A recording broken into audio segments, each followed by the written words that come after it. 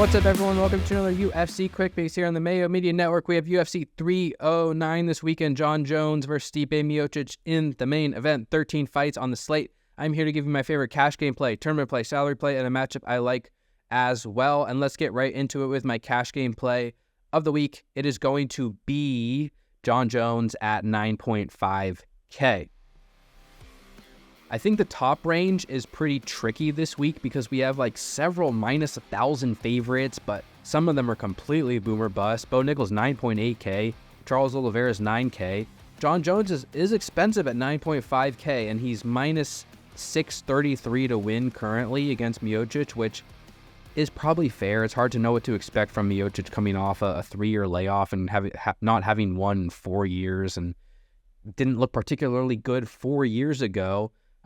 Jones also has a pretty wide array of outcomes from a DraftKings perspective. We've seen in recent years him score 104, 85, 54 in a 5-round win, 141 and 77. So, I'm not all that convinced that Jones smashes Miocic or easily dominates him on the ground. And I think it could be slower paced, but at the same time, Miocic might not be able to take a punch, and Jones could beat him up quickly and win inside the distance quickly as well.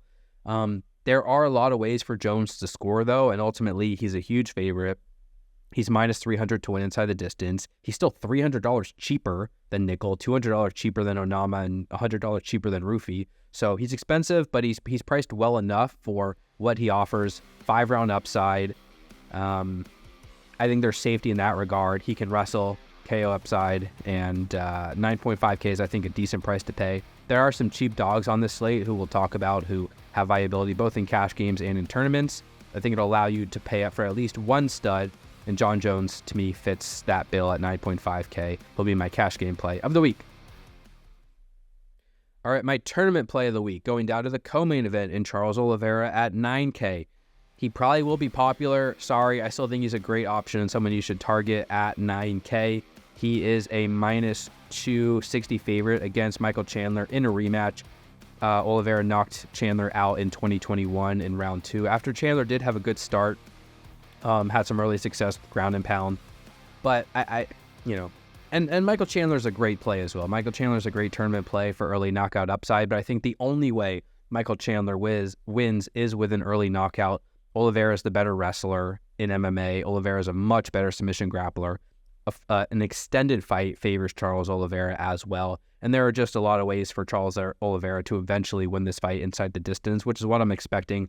Minus 800 to end inside the distance. Oliveira's minus 200 to win inside the distance himself. Could come in round 1. Oliveira took Chandler down in round 1 last time. Took us back early, just wasn't able to hold on. Also was able to knock Chandler out standing, though. So has multiple paths to victory, multiple paths to a finish. Chandler, I don't even think can fight a hard 3 rounds, let alone 5 rounds at this point. That's why the odds are minus 125, under 1.5 rounds. Oliveira, doesn't always hit a top end ceiling, but he's very, very likely to score 90 to 100 points, if not more, in a win. Only 9K in what's a very tough range priced right below him. So I like Charles Oliveira a lot. I expect he'll be expensive, but my tournament play of the week there at 9K. All right, my salary play of the week. I'm going to Eduardo Mora at 7.5K. She may be popular as well, but I think there are a lot of intriguing underdogs this week. I expect Chris Weidman will be popular. Jim Miller will be popular. Mora will gain some love. Hafez, who knows? Michael Chandler at 7.2K will be popular as well. I like Mora primarily because of her style. She's fighting against Veronica Hardy, and she's just an aggressive grappler. And she's coming off a pretty ugly loss to a degree against Denise Gomes, where she gassed out, got tired, lost a decision, and that is the fear again here, that she gets tired, slows down, and loses the decision. But she attempted 26 takedowns in that fight against Gomes, who's really legit, and she still took Gomes down 5 times, earned 6.5 minutes of control, and Veronica Hardy is not as good of a wrestler as Eduardo Mora. Hardy's defending takedowns at 60%. She's more of a kickboxer.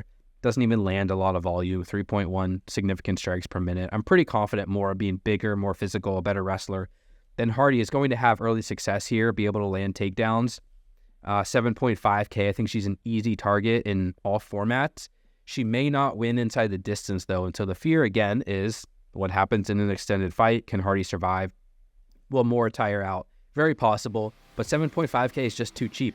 Moore is plus like 115 currently, or better, and she's 7.5K. It's a near pick'em. She has some of the best win equity in this 7K range, and she's a high-level grappler who can attempt a lot of takedowns. That's a great method to score on DraftKings. 7.5K, I really like Eduarda Moura this week.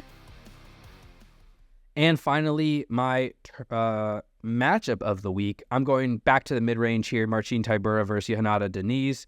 Tybura is a slight favorite, minus 154. Diniz plus 133 on DraftKings. Tybura is 8.2K. Diniz 8K. A little bit of value there on Tybura.